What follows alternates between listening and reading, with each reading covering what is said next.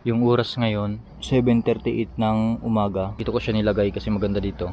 From 45 degrees to 90 degrees. Direct matutok talaga siya sa araw. Magandang panahon ngayon, walang kaulap-ulap. Ganda yung harvest natin pagka ganyan. Ito siya, lubat na lubat. Ito yung power bank na Rapo 30,000 mAh.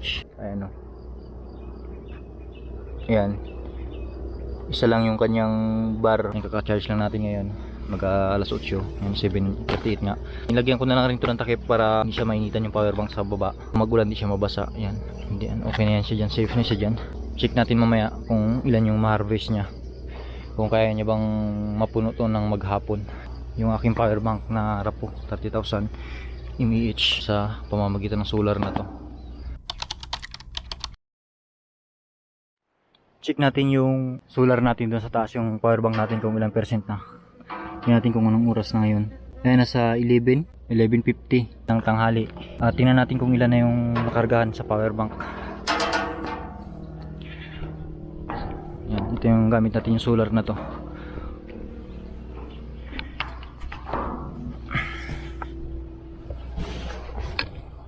Mayroon na siyang, ayun, meron na siyang nakatubar na. Nasa tubar na yung ating power bank. Magpi 50% na rin yan. Sinimulan natin ka na itong i-charge ng 7:30 mga ganun. At yung oras ngayon nasa 11, 4 hours na tayo nag-charge gamit yung solar. At naka-harvest tayo ng 50% sa solar na to. Hindi lang maganda yung panahon ngayon kasi parang uulan. May na-harvest tayong 50% sa loob ng 4 hours nating pag-charge sa solar na to.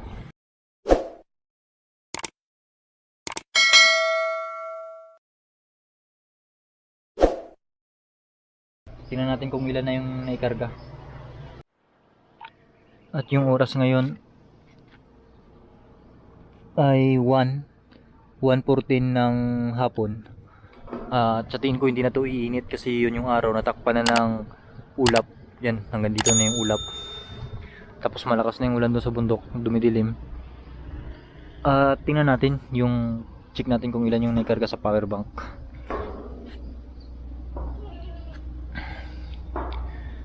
Tingnan natin. Meron siyang, ayan, nasa 3 bar na. 3 bar na or nasa 75% na to. Yung ating Rapo na 30,000 mAh, nakargaan siya sa pamamagitan ng solar na to. Chinarge natin kanina ng 7 ng umaga, tapos ngayon ay alauna, bali 6 hours. Naka-harvest tayo ng 75% sa ating power bank na to. Halos mapuno niya na itong power bank natin na Rapo. Una pa lang din naman ngayon. Kaya hindi masyado maka-harvest ito. Hindi ko pa alam kung i-charge ko pa ito, pero malamang hindi na kasi iinit. Iinit man yan, pero ano na siya, hapon na. Hapon na yun bago siya iinit. Hindi na masyado maka-harvest. Kaya siguro hanggang dito lang yung review ko dito muna. Bali naka-harvest tayo simula ng umaga hanggang ngayong alauna. Naka-harvest tayo ng 75%. Tanggalin ko na, kunin ko na kasi umaambon-ambon na. Wala na to, hindi na to iinit. Ito yung nagustuhan ko sa solar na to, yun o. Kasi direct agad siya, yun o.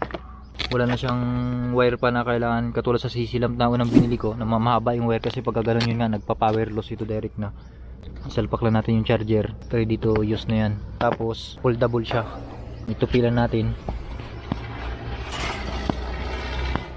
Yan. Ganyan na siya. Pwede na natin dalhin kahit saan. Ganyan na siya kaliit. Lang pwedeng may lagay nga sa sling bag natin eh. Yan, isingit na natin. Pwede na siya dalhin kahit saan. Tapos yung ating power bank na to, meron na siyang naka-3 na tayo. Okay na to. Isa rin sa tip na sasabihin ko sa inyo, pag naggamit tayo ng power bank na to, i-charge natin gamit yung type C. Kasi yung sa type C na to, malakas yung input nito, nag-i-input ito at nag-output.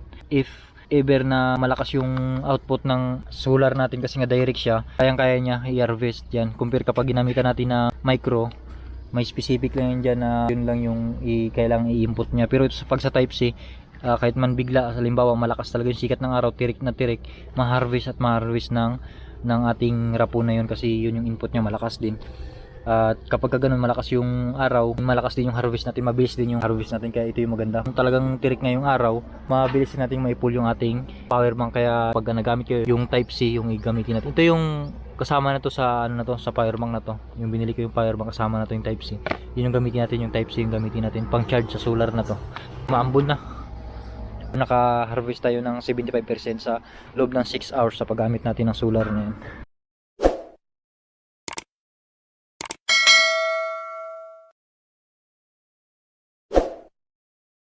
Based na rin sa paggamit ko ng ganyang solar, ako ko siya i-review to, gamit ko na rin siya. Kung hindi naman talaga totally drain yung ating power bank, may laman pa na 1%, 1 bar to 2 bar, kayang-kaya niya i-full charge to yung ating power bank. Mga alauna, kung minsan alas 12 kaya full charge na basta simula umaga hanggang maghapon yung init. Kung totally drain talaga siya, halimbawa katulad ng i-charge natin kanina, hindi man siya siguro mapupulse, pero nasa 80 to 90% din talaga yung may karga niya. Kaya yun yung nagustuhan ko sa solar na to. Ang nagustuhan ko pa sa solar na yun kasi foldable siya, kahit saan pwedeng dalhin. Emergency purpose talaga, kung may mga lakad tayo, wala tayong ma-source ng ma-charge yan, mayroon lang tayo nito, kahit saan pwedeng italayin ito.